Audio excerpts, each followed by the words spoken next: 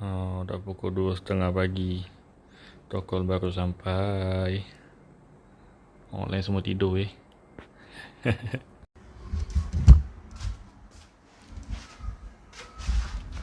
Okey, Assalamualaikum. Okay. Hari ni aku nak belah tokol ataupun bal-bal. Ada orang panggil tokol, ada orang panggil bal.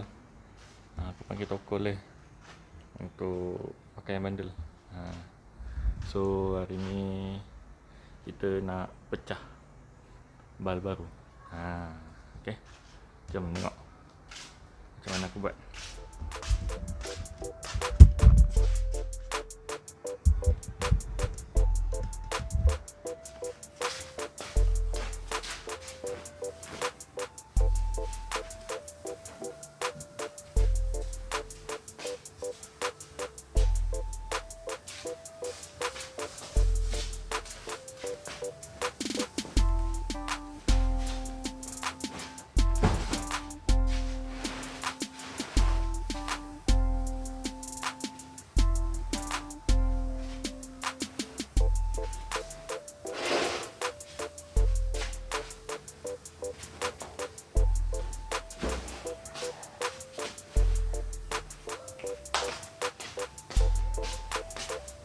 Ini kita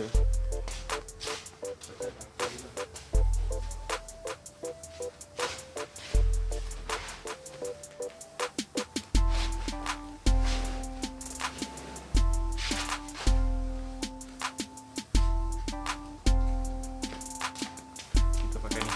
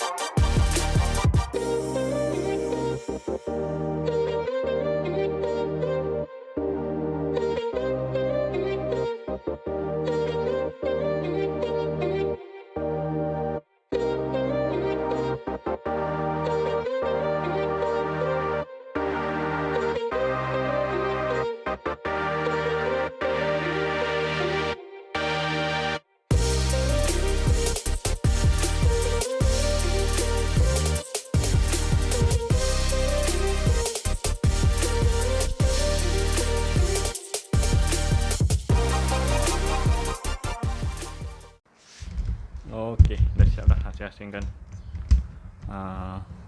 Okey lah.